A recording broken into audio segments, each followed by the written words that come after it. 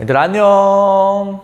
좋아, 즐거운 역사 시간이 돌아왔어. 오늘은 5강 중앙집권 국가의 형성이라는 제목으로 수업을 진행을 해볼 거고, 교과서는 299페이지가 되겠다. 우리 교과서가 이 부분이 조금 빈약하게 되어 있어서 선생님이 이 부분에 대한 필기를 대폭 추가할 예정이니까 여러분 오늘 꼭 교과서 이외에 비어있는 연습장이나 종이 같은 걸 꺼내서 선생님이 말하는 꼭 필기해야 되는 내용을 잘 필기한 다음에 그걸 뭐 오리든지 뭐 뜯든지 찢든지 뭐 잘 해가지고 교과서에다가 꼭 붙여놓을 수 있도록 하길 바란다. 자, 우리가 지난 시간까지 계속 공부했던 건 무엇이냐면 중세 유럽이 이제 중세에서 벗어나서 근대로 넘어가게 되는 과정이었어. 중세가 변해가는 과정이었어. 우리가 중세 봉건제 서유럽 사회를 바치고 있는 그런 중세 봉건 서유럽 사회의 기둥 두 개가 무엇이냐라고 한다면 첫 번째는 로마 가톨릭이고 두 번째는 장원제와 농노제였어. 그런데 우리가 지난 시간까지 배우기를 로마 가톨릭이라는 기둥은 십자군 전쟁의 실패 그리고 교회의 대분열을 겪으면서 균열이 가서 무너지게 되고, 그다음 장원제와 농노제라고 하는 기둥은 상업과 도시가 발달하게 되고 흑사병을 통해서 농민들의 지위가 향상되면서 농민들이 토지의 예속에서 벗어나면서 무너지게 됐었어. 어찌되었든지 간에 결과적으로 중세 서유럽 사회가 기존의 봉건제 사회에서 뭔가 다른 세계로 진행되어 가고 있다는 사실을 우리가 공부를 했던 거지. 그래서 오늘은 진도표에서 보건대 마지막 시간이지, 중세시대의 변화에 대한 세 번째 마지막 수업인 중앙집권적 통일 국가의 형성에 대해서 공부를 해볼 예정이다. 이 내용을 선생님이 필기로 구성해 보면 왼쪽과 같아. 그래서 우리는 지금 중세에서부터 근대로 점점 더 이행해 가고 있는 과정이야. 중세는 봉건제와 가톨릭이라고 하는 커다란 두 개의 축이 있는데 그 내용들이 위에 있는 것처럼 십자군 전쟁, 상업과 도시의 발달, 그리고 장원 농노제의 쇠퇴, 교황권의 쇠퇴를 통해서 점점 근대로 바뀌어가고 있는 거지. 그리고 근대로 바뀌어가기 위해서는 가장 중요한 마침표라고 해야 될까? 어떤 역사적인 특징이 있어. 그것은 바로 무엇이냐면 기존의 지방 분권적이었던 정치 형태에서 벗어나서 이제는 중앙 집권적인 국가가 형성돼야 되는 거야. 이 중앙 집권적인 국가야말로 기존에 우리가 배웠던 중세의 지방 분권적이고 왕보다는 교황의 신앙의 권한이 더 컸었던 중세 서유럽의 특징과 완전히 반대되는 거라고 볼 수 있지.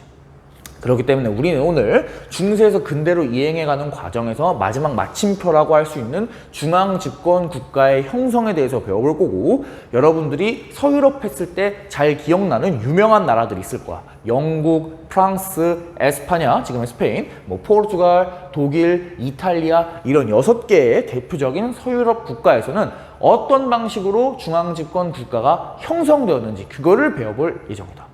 자, 다시 설명해 줄게. 중앙집권 국가의 형성을 6개의 국가에 따라서 배워볼 예정이야.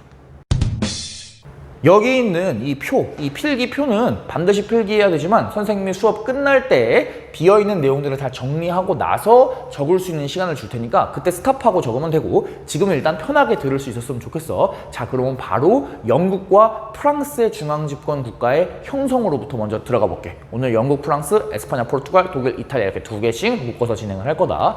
자, 첫 번째 영국과 프랑스의 중앙집권 국가의 형성에 대해서 알아보려면 이 전쟁에 대해서 알아야 된다. 이름을 들어본 친구들도 있을지 모르겠지만 바로 백년전쟁이라고 하는 전쟁이다.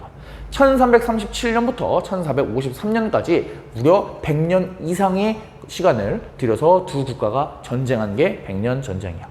물론 이 100년 넘는 기간 동안 맨날 싸운 건 아니고 중간에 휴전했다 싸웠다 휴전했다 싸웠다 휴전했다 싸웠다 반복을 하긴 하지만 그 전체적인 큰 흐름이 100년 동안 갔다라고 하는 이야기다.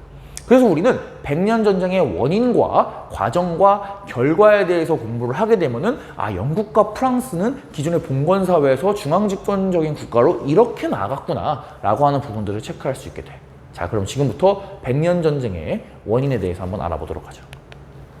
선생님의 백년전쟁의 원인 이런 부분들을 지금 특히 이 1번 부분을 조금 자세하게 설명을 해줄 건데, 그냥 너희들이 이해하기 쉬우라고 자세하게 설명하는 거고, 너희들은 그냥 들어보고 선생님이 중요하다라고 말을 하는 부분만 암기 혹은 기억해주면 좋겠다. 체크해주면 좋을 것 같아.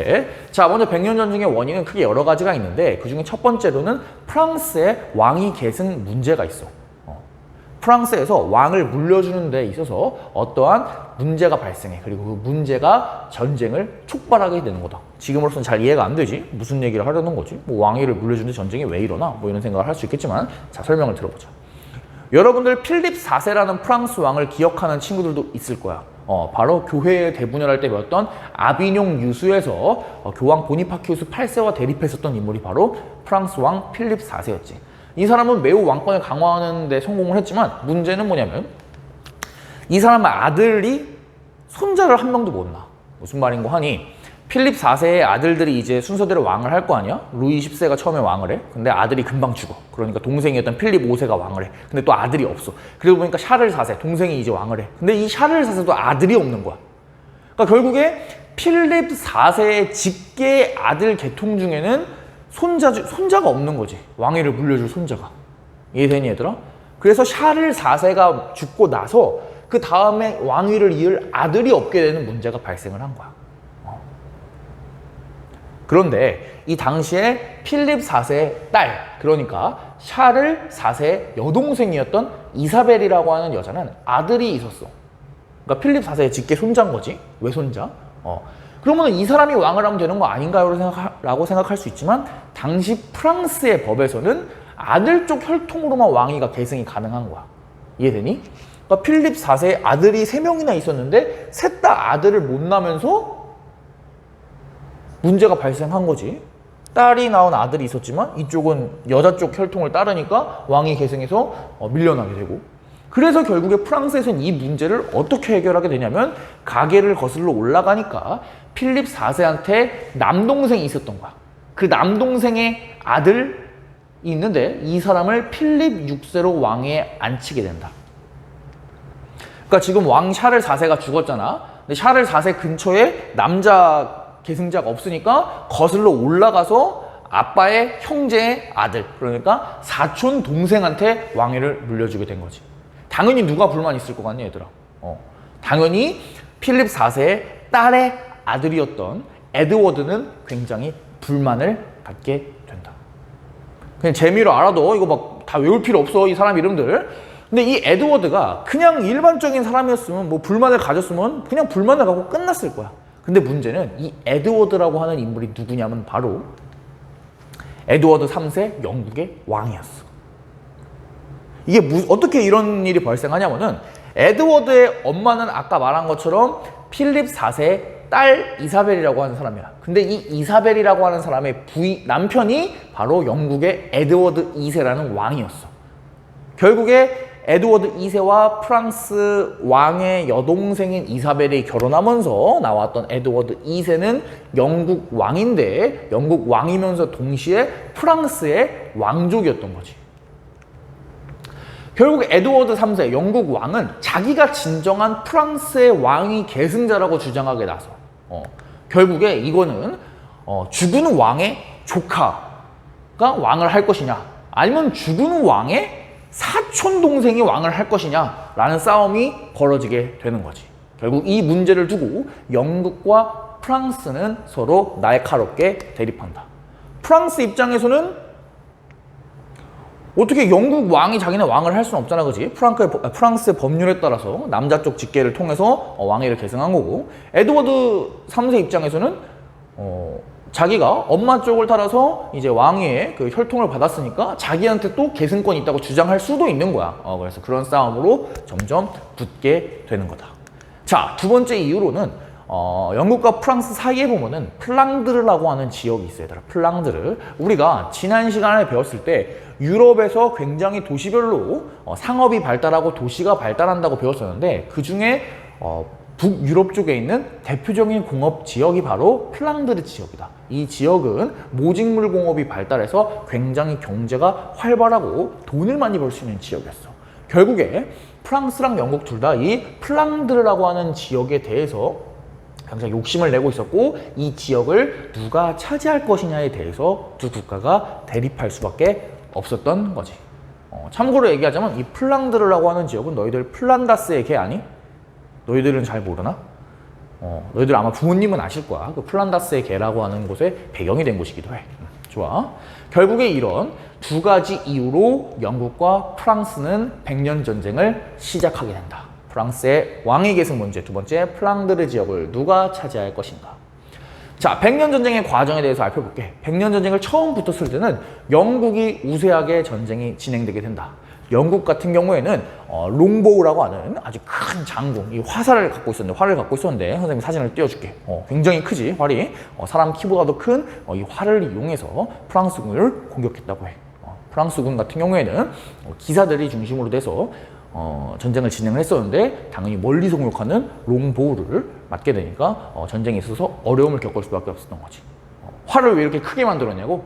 활이 크면 클수록 그 땡기는 힘이 커지잖아, 얘들아. 땡기는 힘이 커지면 사정거리가 늘어나겠지. 그래서 프랑스군이 영국군을 공격하기 어려운 상황에서부터 멀리서부터 프랑스군을 공격했던 영국이 초창기에는 우세했던 거야. 뭐 조금 곁가지 얘기긴 한데 화살 같은 경우에, 이런 활 같은 경우에 또 나라별로 좀 특징이 달라. 우리나라 활은 이렇게 생겼거든, 얘들아. 약간 하트 모양으로 생겼지. 굉장히 조그매. 선생님 저렇게 생겨서 어떻게 당길 수 있죠? 라고 생각하는 친구들이 있을 건데, 이 하트 모양 활이 이걸 그대로 당기는 게 아니라 이렇게 돼 있는 걸 뒤집어서 당기는 거야. 이해되니, 얘들아? 이걸 이렇게 뒤집어서 당기면은 사진에 보이는 것처럼 되는데, 이제 우리가 알고 있는 활 모양이지. 그러면은 이 뒤집어서 당기는 만큼 얼마나 많은 그 팽팽한 힘이 있겠니, 얘들아. 그러니까 우리나라 굉장히 강력한 힘을 줄 수 있었던 거지. 그래서 이렇게 나라별로 무기가 약간 다른 것도 여러분들이 역사를 공부하는데 좀 재밌는 측면이 아닐까 싶어서 잠깐 소개를 했다. 무튼 중요한 건 이게 아니고 백년 전쟁 초창기에는 영국이 우세했다라고 하는 점이야. 하지만 이런 엄청난 위기 상황에 처해 있었던 프랑스를 구해내는 전쟁 영웅이 등장하니 바로 그 사람이 여러분들 이름을 한 번씩은 들어봤을 법한 잔 다르크다. 전쟁의 시작부터의 지도를 좀 살펴보자면 1337년에 전쟁을 시작할 때만 하더라도 양국의 영토는 이런 느낌이었어. 주황색이 프랑스고 초록색이 영국이다. 1360년 전쟁이 한 23년 정도 진행됐을 때 영국이 프랑스 내에서 영토를 굉장히 넓혔지. 그리고 잔다르크가 전쟁에 뛰어들게 되는 1429년 당시 지도를 보게 되면 와우, 정말 대단하지. 영국군이 프랑스의 영토 거의 다를 차지하는 상황까지 이르게 된 거야. 그리고 이 타이밍에 정말 혜성같이 등장하는 전쟁 영웅이 바로 잔 다르크가 되겠다. 그녀는 1412년생이야. 근데 1429년에 전쟁에 뛰어들었으니까 한국 나이로 18살. 그러니까 고2지. 고2의 여자애가 이제 전쟁에 참여해서 전쟁의 양상을, 역사를 바꾸게 되는 거다. 잔다르크는 굉장히 시골에 살고 있던 양치기의 딸이었어. 그러니까 별 볼 일 없는 소녀였어. 그런데 이 소녀에게 어느 날 신의 계시가 찾아오게 된다. 바로 3명의 천사가 나타나면서 하나님의 목소리가 들리게 되는 거지. 프랑스를 구하라 라고 하는 계시를 잔다르크는 받았다고 해. 그래서 잔다르크는 이 계시를 받고 나서 처음에는 믿지 않았지만 점점 더 그 목소리가 크게 들려오면서 그것을 어느 순간 받아들이게 되고, 그래서 사람들에게 나가서 자기가 하늘의 계시를 받은 그런 성스러운 그런 사람이다 라는 것을 주장하고 나서게 돼. 그래서 이 소식을 듣고 프랑스에서 뭐 왕도 듣게 되고, 그 다음에 뭐 거기 있는 고위 성직자들도 듣게 되고, 그래서 잔다르크를 불러와 가지고 실제로 이런저런 테스트를 하곤 했다고 해. 뭐 잔다르크가 뭐 마녀는 아닌지, 뭐 아니면은 뭐 정신 뭐 이상자는 아닐지, 뭐 거짓말 치고 있는 게 아닐지, 뭐 이런 식으로 여러 가지 테스트를 했는데 그 결과 정말 놀랍게도 잔다르크가 하늘의 계시를 받은 게 맞다, 뭐 이런 결론을 내게 되고, 결국에 잔다르크는 군대의 지휘관으로서 프랑스군을 이끌게 된다. 당시에 우리가 중세가 거의 끝나가고 있는 시점이라고 하지만 거의 모든 대부분의, 아니 거의 완벽히 모든 사람들, 서유럽 사람들의 사고방식은 온전히 크리스트교적인, 가톨릭적인 세계관 아래에 있었어. 그러한 세계관에 있던 사람들에게 하늘의 계시를 받은, 하느님이 보낸 그런 성스러운 성녀, 그런 사람이 장군이 되어서 프랑스 군을 이끈다? 라고 하면 당시 프랑스 사람들은 얼마나 많은 그런 사기 진작이 되었겠니? 마치 하느님이 자기들을 돕고 있는 것 같은 그런 생각에 빠질 거야. 그래서 잔다르크는 군대를 지휘한 지 얼마 안 돼서 굉장히 엄청난 활약들을 하게 된다. 결국에 이런 잔다르크를 중심으로 해서 프랑스군은 전세를 역전하게 된다.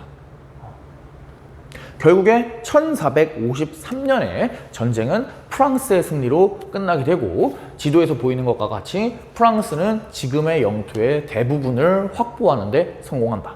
프랑스 땅에서 영국군을 거의 완전히 몰아냈다고 할 수 있는 거지.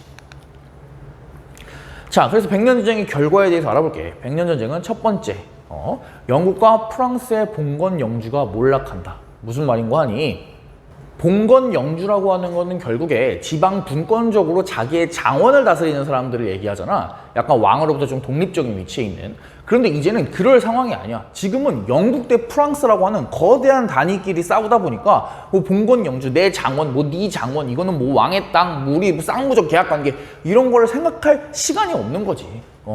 그저 영국이랑 프랑스라고 하는 거대한 덩어리끼리 붙게 되는 거야, 이거는. 그리고 오랜 기간 동안 전쟁을 하기 때문에 여기에 참여했던 봉건 영주들이 자신의 힘을 상실하고 점점 더 몰락해 나가는 그런 과정을 볼 수 있다. 자, 그리고 두 번째, 민족 의식이 성장한다. 그 전에는 뭐 우리나라라고 하는 개념들이 별로 없었어, 얘들아. 전 세계적으로 우리 같은 동족, 같은 민족이라고 하는 개념은 외부에 있는 세력과 싸우면서 생기게 돼. 그러니까 영국이랑 프랑스가 서로 영국, 프랑스라고 하는 단위끼리 싸우게 되면서 이제 우리는 영국인, 우리는 프랑스인이라고 하는 민족 개념이 백년전쟁부터 성립하게 되는 거지. 그리고 이러한 과정을 거치면서 기존의 왕이 다스리는 땅, 장원 이런 식으로 지방 분권적인 형태가 아니라 왕을 중심으로 해서 하나의 영토 단위로 크게 꽉 묶여있는 중앙집권 국가가 형성되게 되는 거야. 자, 다시 한번 볼게. 백년전쟁의 결과 영국과 프랑스에서 어떻게 되었다? 그래, 중앙집권 국가가 형성되기 시작했다라고 이야기를 할 수 있겠다. 그래서 우리가 정리를 해보자면 중앙집권 국가의 형성에서 영국과 프랑스 같은 경우에는 백년전쟁을 거치면서 중앙집권 국가가 형성되었다라고 얘기할 수 있는 거지. 자, 바로 이어서 에스파냐와 포르투갈에서는 어떻게 중앙집권 국가가 형성되는지 알아보도록 할게. 에스파냐랑 포르투갈이 있는 곳은 이베리아 반도라고 하는 그런 반도에 있다. 너희들 돼지고기 좋아할 텐데 돼지고기 중에 이베리코 돼지고기라는 돼지고기 있어. 너희들 마트에 부모님 따라서 가보면 이베리코 돼지고기 있다. 좀 비싼 거 있어. 맛있는 거. 근데 그 이베리코 돼지고기 할 때 이베리코가 이베리아 반도에서 나온 돼지고기라는 뜻이야. 뭐 중요한 건 아닌데 그냥 너희들 이베리아 반도란 말이 어색할까봐. 자, 그래서 어쨌든 간에 이베리아 반도의 상황에 대해서 알아볼게. 이베리아 반도는 당시에 이슬람 세력에게 영토를 많이 빼앗겨 있는 상황이었어. 언제부터 그랬냐? 너희들 1학기 때 공부했을 때 프랑크 왕국 기억났잖아, 그지? 우리 프랑크 왕국의 대표적이었던 군주였던 카롤루스 대제의 주요 업적에 대해서 얘기할 때 선생님이 카롤루스 대제가 이슬람 세력으로부터 유럽을 지켰다라고 얘기했잖아. 그때부터, 그러니까 게르만족이 쳐들어와서 로마가 망하고 프랑크 왕국이 세워지고 카롤루스 대제가 등장했을 때부터 이미 이베리아 반도는 이슬람 세력이 끊임없이 쳐들어오고 있었던 거야. 그게 몇백 년 동안 지속되고 있는 상황이었던 거지, 이베리아 반도에서는. 근데 지금 우리 서양 지도를 보면은 이베리아 반도에 이슬람 국가가 있니? 아니지. 거기도 포르투갈이랑 스페인이 있잖아, 그지? 그러니까 언젠간 몰아냈을 거 아니야, 그지 얘들아? 그래서 지금 그 이야기를 하고 있는 거다. 원래는 이베리아 반도의 대부분은 이슬람 세력에게 뺏겼지만 시간이 지나면서 이슬람 세력도 힘이 약해지고 분열하게 돼. 그래서 그 분열된 틈을 타서 이베리아 반도 북쪽에 여러 개의 기독교 국가들이 생기게 된다. 뭐 레온, 뭐 카스티아, 뭐 이런 나라들이 많이 등장하게 되는데 여러분들이 중학교 과정에서 그런 걸 다 알 필요는 없고 그냥 기독교 국가들이 많이 생겼고 이 기독교 국가들이 이슬람 세력들에게 반격을 하기 시작했다라고 하는 정도만 여러분들이 알아주면 좋을 것 같아.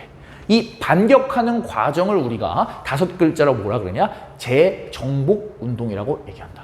왜 재정복일까? 원래 우리 땅이었던, 원래 기독교 국가의 영역이었던 땅, 로마는 기독교 국가였지. 기독교 국가의 땅이었던 영역을 이슬람 세력에게 뺏겼던 거를 우리가 다시 정복한다 라고 해서 이거를 재정복 운동, 레콘키스타라고 이야기를 한다. 그래서 너희들 재정복 운동을 꼭 알아둬라. 이 재정복 운동을 거치면서 기독교 국가들이 국가 단위로 똘똘 뭉치게 되고 결국에 이는 에스파냐와 포르투갈이라고 하는 중앙집권적인 국가가 이베리아 반도에 들어서는데 영향을 끼치게 된다. 우리가 스페인이랑 포르투갈 가보면 아직도 이슬람의 흔적이 많이 남아있는 걸 볼 수 있어. 스페인의 대표적인 관광지라고 할 수 있는 아람브라 궁전 이런 데 가보면은 이슬람 양식이나 이런 것도 굉장히 많이 남아있어서 되게 이국적인 느낌을 준다. 우리가 흔히 생각하는 서양 유럽 이런 느낌이 좀 아닌 경우들이 꽤 스페인 지역에는 있어. 뭐 객관적인 얘기였고, 결론만 이야기하자면 에스파냐와 포르투갈 역시 중앙 집권 국가를 형성하는데 그 배경은 재정복 운동 이슬람 세력을 몰아내는 데에 있다라고 여러분들이 꼭 체크해주면 좋을 것 같다. 자, 마지막으로 독일과 이탈리아에서는 중앙 집권 국가가 어떻게 형성되는지 알아보도록 할게. 우리가 다른 곳은 다 알아보았어. 영국도 알아봤고, 그 다음에 프랑스 알아봤지, 그리고 에스파냐랑 포르투갈도 알아봤어. 그런데 우리가 아직 안 알아본 것이 프랑크 왕국이 분열됐을 때 동프랑크와 중프랑크였던 독일과 이탈리아 지역에 대해서는 아직 얘기하지 않았어. 이 지역은 어땠냐면은 먼저 독일부터 얘기를 해볼게. 독일은 분열 상태가 계속 유지되었다. 다른 나라에서 중앙 집권적인 통일 국가를 만들고 있는데 반해서 독일은 분열 상태가 계속 유지되었어. 물론 독일에도 거대한 나라는 있었어. 바로 신성 로마 제국이라고 하는 나라가 있었는데, 너희들 신성 로마 제국 카노사에 굴욕할 때 우리 그레고리우스 7세의 교황이랑 싸웠던 하인리 4세가 신성 로마 제국의 황제였잖아. 근데 우리 신성 로마 제국 황제 권력 어땠니? 이때 되게 약했지. 마치 그렇게 생각하면 좋을 것 같아. 신성 로마 제국이라는 나라가 있긴 있었지만 신성 로마 제국보다도 그 안에 속해 있는 각각 지역의 제후들의 세력이 너무 센 거야. 그래서 당시에 이 신성 로마 제국 황제는 약간 상징적인 존재였고 힘이 그렇게 강하지는 않았다. 이렇게 생각하면 돼. 그래서 독일은 이후에까지 계속해서 분열 상태로 유지되었다 라고 생각하면 좋을 것 같아. 자, 그럼 이탈리아는 어땠냐? 이탈리아 역시 분열 상태가 유지되었어. 그래서 이미 독일이랑 이탈리아를 같이 묶어서 설명한 이유 알겠지?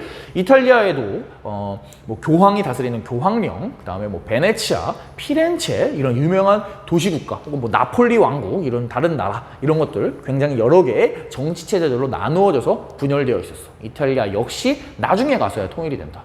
여러분들이 독일이랑 이탈리아 같은 경우에는 나중에 어떻게 통일국가를 만드는지 우리가 나중에 한 3학년쯤 되었을 때 배울 거야. 그러니까 그 전까지는 중세에서 근대로 넘어가는 과정에서도 여전히 독일이랑 이탈리아는 중앙집권적인 통일국가를 만들지 못하고 좀 분열되어 있었다라고 하는 포인트들을 잘 체크를 해주면 좋을 것 같아.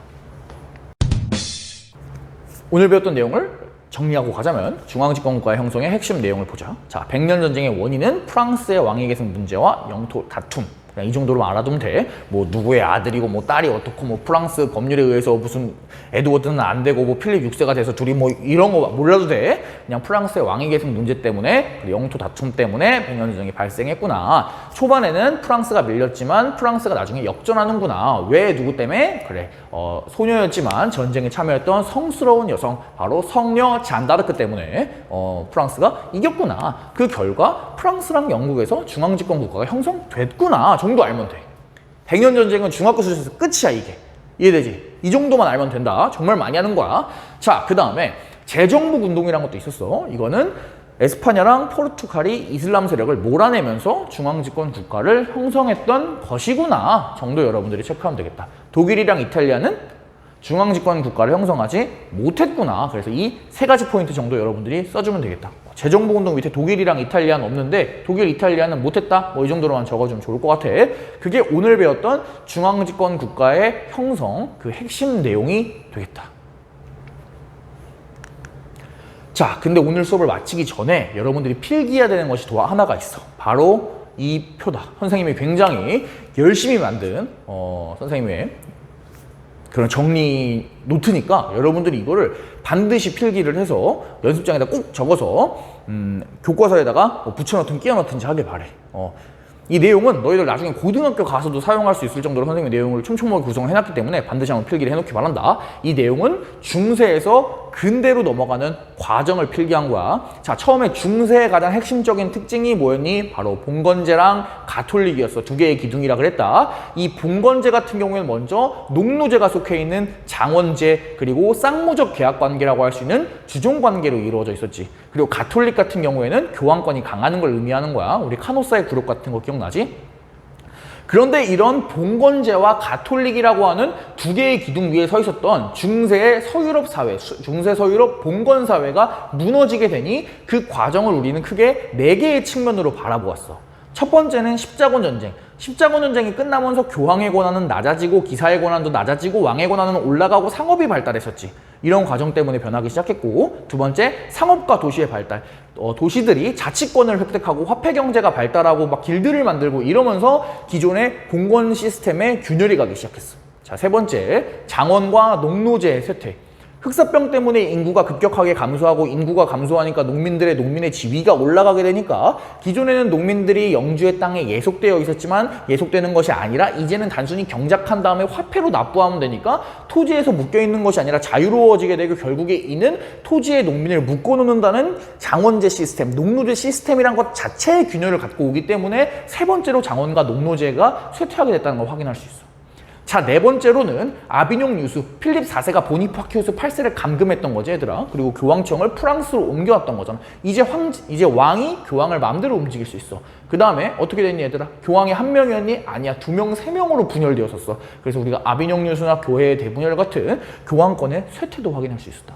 결국에 이런 네 가지 영역 때문에 중세는 그 시스템이 붕괴하게 되고 근대라는 곳으로 바뀌어 나가게 되는데, 그 근대라고 바뀌어 나가는 것에 마지막 마침표라고 할 수 있는 어떤 핵심적인 부분이라고 할 수 있는 기존의 중세와는 완전 다른 정치 시스템이라고 할 수 있는 중앙집권 국가가 형성되었던 거야. 그리고 우리는 그 중앙집권 국가의 형성에 대해서 6개의 나라를 공부해봤지. 영국이랑 프랑스는 100년 전쟁을 거치면서 중앙집권 국가를 형성했고, 에스파냐랑 포르투갈 같은 경우에는 재정복 운동을 거치면서 중앙집권 국가를 형성했어. 반면에 독일이랑 이탈리아는 아직 잠깐 기다리고 있는 상황이었지.